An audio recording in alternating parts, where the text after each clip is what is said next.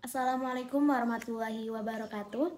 Pada kesempatan kali ini, saya akan menjelaskan mengenai peran, sejarah, dan tujuan akuntansi manajemen, di mana sumber ini saya dapat dari buku Akuntansi Manajemen. Baik, sebelumnya perkenalkan, nama saya Dewi Nopianti Putri dari Universitas Nusa Putra, kelas Manajemen 22E. Mulai pada pembahasan, yang pertama adalah A. Pendahuluan. Akuntansi manajemen merupakan salah satu bidang ilmu akuntansi yang memberikan informasi keuangan kepada pihak internal suatu entitas dalam sebuah pengambilan keputusan.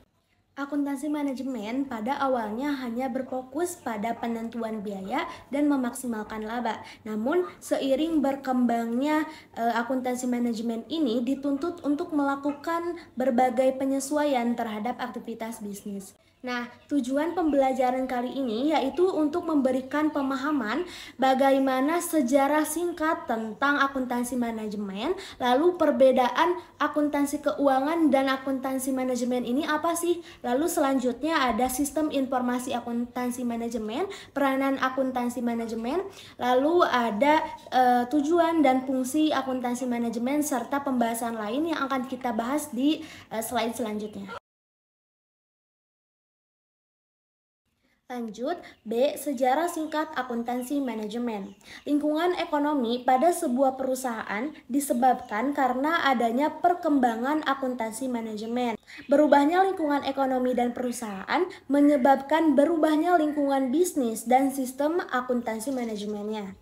Dengan adanya perkembangan ini, maka sistem akuntansi manajemen tradisional tidak dipergunakan lagi, tetapi menggunakan sistem akuntansi kontemporer. Sistem akuntansi kontemporer ini berorientasi pada perolehan laba melalui kepuasan pelanggan yang saat ini telah digunakan. Menurut Purwanti dan Darsono 2013. Selanjutnya, sejarah singkatnya, pada abad ke-20, prosedur perhitungan biaya produk dan akuntansi manajemen dikembangkan antara tahun 1880 sampai 1925. Sebelum tahun 1914, banyak perkembangan awal yang menekankan pada perhitungan biaya produk, menelusuri tingkat laba perusahaan ke tiap produk, dan menggunakan konfirmasi ini sebagai pengambilan keputusan yang strategis. Seiring dengan munculnya pendekatan perhitungan biaya persediaan, pada tahun 1925 penekanan pada perhitungan biaya produk ini mulai ditinggalkan. Sehingga pengalokasian biaya manufaktur menjadi biaya persediaan ini dilaporkan kepada pengguna eksternal laporan keuangan perusahaan. Nah, laporan keuangan ini menjadi kekuatan yang dapat mendesain sistem akuntansi biaya. Lalu pada tahun 1950-an dan 1960-an dilakukan berbagai usaha untuk meningkatkan kegunaan manajerial dari sistem biaya konvensional. Lalu kelemahan informasi yang disajikan oleh sistem untuk menyusun laporan keuangan ini akan didiskusikan dengan para pengguna. Praktik-praktik akuntansi manajemen tradisional ini sudah tidak mampu lagi untuk memenuhi kebutuhan manajerial pada tahun 1980-an dan 1990-an. Sistem informasi manajemen tradisional ini dinyatakan telah usang dan tidak berguna. Dengan adanya kelemahan sistem akuntansi manajemen tradisional ini, banyak usaha yang dilakukan untuk mengembangkan sistem akuntansi manajemen yang baru yang dapat memenuhi kebutuhan lingkungan ekonomi saat ini. Menurut Hansen dan Mowen pada tahun 2012. Selanjutnya C. Akuntansi keuangan dan akuntansi manajemen. Hubungan antara akuntansi keuangan dan akuntansi manajemen ini dalam prakteknya adalah sangat erat dikarenakan data yang diproses menghasilkan sebuah informasi yang diperlukan dan bermanfaat bagi pihak eksternal maupun pihak internal. Akuntansi keuangan memberikan informasi berupa laporan keuangan kepada pihak eksternal. Nah, informasi yang disampaikan oleh manajemen keuangan ini memiliki format informasi yang baku yang telah ditetapkan oleh suatu lembaga dalam penyusunan standar laporan keuangan. Di Indonesia sendiri, untuk standar yang dipakai adalah SAK atau Standar Akuntansi Keuangan yang diterbitkan oleh Ikatan Akuntan Indonesia. Sedangkan di Amerika disebut dengan GAAP atau General Accepted Accounting Principle yang diterbitkan oleh Financial Accounting Standard Board. Sistem akuntansi keuangan dan sistem akuntansi manajemen ini tidak dapat dihasilkan dari satu sistem saja karena keduanya sangat berbeda. Ada 4 alasan kenapa kedua sistem ini tidak dapat disatukan. Yang pertama, sistem akuntansi keuangan dirancang untuk menghasilkan laporan keuangan perusahaan secara keseluruhan. Yang kedua, waktu pelaporan sistem akuntansi keuangan ini terlalu lama. Yang ketiga, sistem akuntansi keuangan ini melaporkan sesuatu yang sudah terjadi. Dan yang keempat, penyusunan laporan keuangan ini menggunakan asumsi yang berbeda. Informasi keuangan yang disampaikan oleh akuntansi keuangan memiliki kelemahan dikarenakan informasi yang dikeluarkan ini masih bersifat umum, sehingga mempersulit manajer untuk mengambil keputusan dalam kegiatan operasionalnya. Seorang manajer juga merasa tidak puas dengan adanya informasi keuangan yang ada, tetapi harus memerlukan informasi dari berbagai sumber dan berbagai sudut pandang. Melihat kondisi seperti itu, maka muncullah akuntansi manajemen ini. Akuntansi manajemen ini memberikan informasi yang seluas-luasnya dan seluas-luasnya kepada para manajer dan tidak akan terikat pada prinsip penyusunan laporan keuangan yang baku. Selanjutnya D, Sistem Informasi Akuntansi Manajemen atau Management Accounting Information System adalah sistem informasi yang menghasilkan keluaran atau output dengan menggunakan masukan input dengan memprosesnya untuk mencapai tujuan khusus manajemen. Proses atau pengolahan di sini merupakan inti dari suatu sistem informasi manajemen dan digunakan untuk mengubah masukan atau input menjadi keluaran atau output yang memenuhi tujuan dari suatu sistem. Lalu suatu proses dapat dijelaskan oleh suatu aktivitas seperti pengumpulan, collecting, pengukuran, penyimpanan, analisis, pelaporan, dan pengolahan atau managing information menurut Hansen dan Moen 2005. Berikut ini ada model operasional sistem informasi akuntansi manajemen dimulai dari masukan atau input. Masukan atau input ini merupakan peristiwa atau kejadian ekonomi yang akan terjadi lalu masuk ke tahapan kedua yaitu diproses. Nah, pemprosesan ini melalui berbagai kegiatan seperti pengumpulan, pengukuran, penyimpanan, analisis, pelaporan, dan pengelolaan. Lalu proses ini akan menghasilkan keluaran atau output yang berupa laporan khusus, biaya produk, biaya pelanggan, anggaran, laporan kinerja, dan komunikasi pribadi yang akhirnya akan menjadi sumber informasi bagi penggunanya. Nah, informasi yang dihasilkan oleh akuntansi manajemen ini dapat mempermudah para manajer untuk mengidentifikasi suatu masalah, menyelesaikan dan melakukan evaluasi terhadap kinerja yang dimulai dari perencanaan, pengendalian, hingga sampai kepada pengambilan keputusan.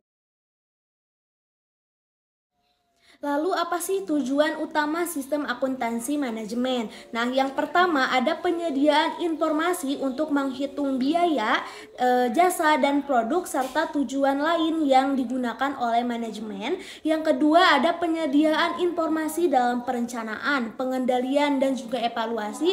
Dan yang ketiga ada penyediaan informasi dalam pengambilan keputusan.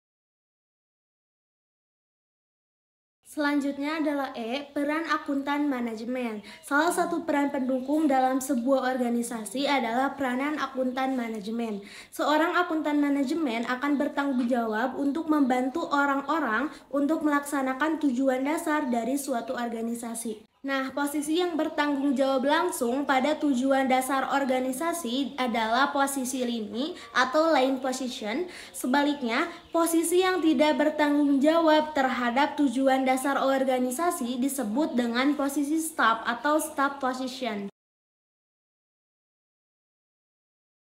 Nah, menurut Hilton dan Platt 2016, peran akuntan manajemen dalam perusahaan adalah yang pertama, menyediakan informasi untuk pengambilan keputusan bagi manajer. Yang kedua, membantu manajer dalam mengendalikan operasi perusahaan. Yang ketiga, memotivasi sumber daya manusia dalam perusahaan untuk mencapai tujuan. Dan yang keempat, mengukur kinerja departemen dan pimpinan dalam organisasi perusahaan. Dalam melaksanakan peranannya, seorang akuntan manajemen harus meningkatkan pengetahuan dan profesinya sehingga metode-metode yang diterapkan dalam perusahaan itu harus up to date.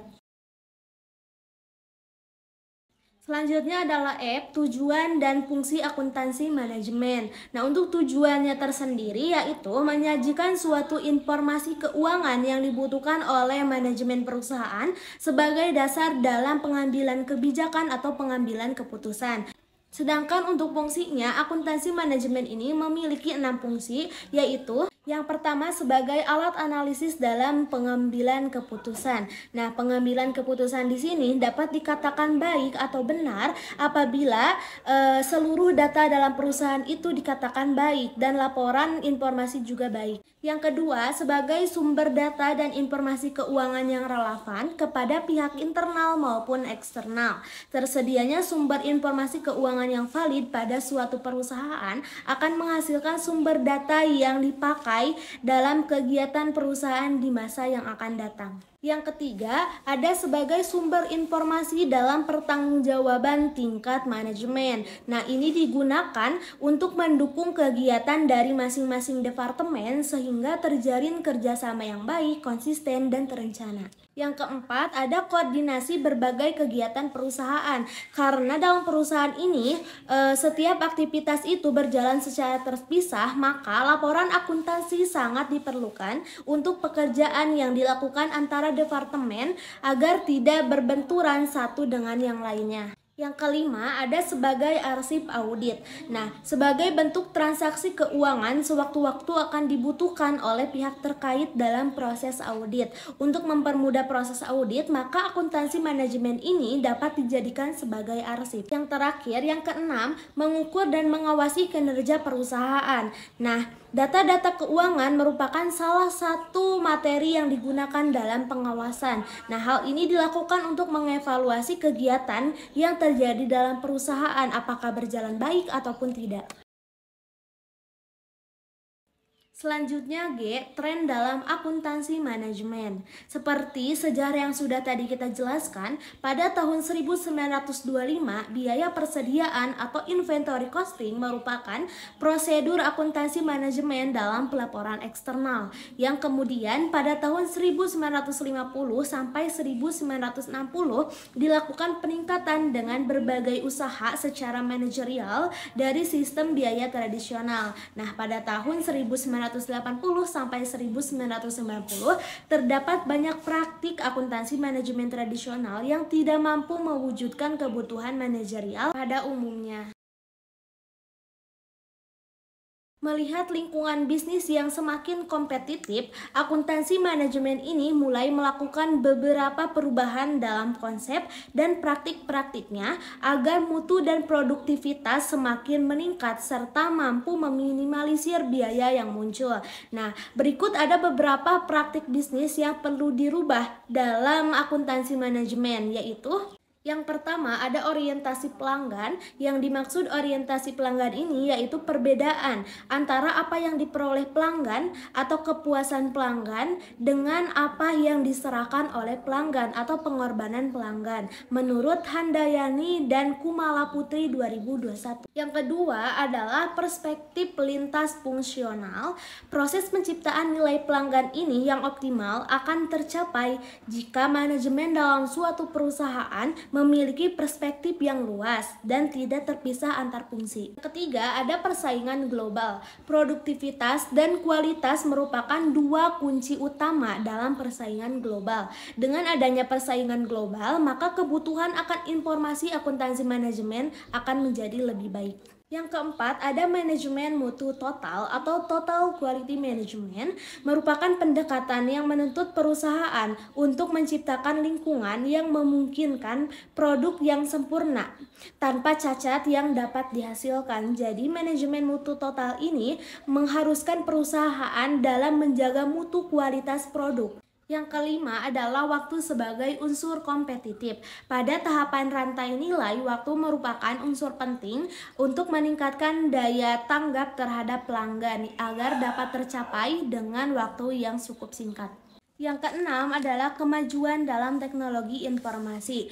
Teknologi informasi dewasa ini berkembang sangat pesat untuk mendukung pemanufakturan berintegrasi dengan komputer, yang dimana untuk kepentingan monitoring dan pengendalian operasi. Yang ketujuh adalah kemajuan lingkungan manufaktur. Kemajuan dalam teknologi informasi berdampak pada lingkungan pemanufakturan. Yang kedelapan adalah pertumbuhan dan deregulasi dalam industri jasa. Ini meningkatkan kesadaran manajemen terhadap pemanfaatan informasi akuntansi manajemen dalam hal perencanaan, pengendalian, dan pengambilan keputusan. Dengan adanya hal ini, informasi akuntansi manajemen akan sangat dibutuhkan dalam sektor jasa. Yang terakhir, yang kesembilan adalah manajemen berdasarkan aktivitas, merupakan pendekatan pengelolaan terpadu dan bersistem yang memfokuskan perhatian manajemen terhadap aktivitas untuk meningkatkan nilai pelanggan dan laba yang ingin dicapai. Selanjutnya, H. Perilaku etis dan kode etik untuk akuntan manajemen. Agar pendidikan etika dan moral mempunyai arti, harus ada kesepakatan mengenai nilai-nilai yang dianggap benar. 10 dari nilai ini diidentifikasi dan dijelaskan oleh Michael Josephson dalam Teaching Ethical Decision Making and Principled Reasoning. Nah, 10 nilai ini, yang pertama ada kejujuran, yang kedua integritas, yang ketiga memegang janji, yang keempat kesetiaan, yang kelima keadilan, yang keenam kepedulian terhadap sesama, yang ketujuh penghargaan kepada orang lain, respect for others, yang kedelapan kewarganegaraan yang bertanggung jawab, yang kesembilan pencapaian kesempurnaan, dan yang terakhir adalah akuntabilitas. Nah, di sini yang terakhir ada H, sertifikasi akuntan manajemen. Ada CMA, CPA, dan CIA. Nah, yang pertama CMA ini atau Certified Management Accountant disponsori oleh Institute of Management Accountant pada tahun 1974. Yang kedua, ada Certified Public Accountant, sertifikat tertua yang paling dikenal dalam akuntansi. Di Indonesia, Institut Akuntan Publik Indonesia atau IAPI menyelenggarakan program pengembangan profesi bagi akuntan publik. Nah, yang terakhir ada Certified Internal Auditor, yaitu faktor pendukungnya ada sertifikasi ini pada tahun 1974, yaitu sama dengan penyebab munculnya CMA. Baik, cukup sekian pembahasan materi kali ini. Mohon maaf apabila ada kesalahan. Terima kasih. Wassalamualaikum warahmatullahi wabarakatuh.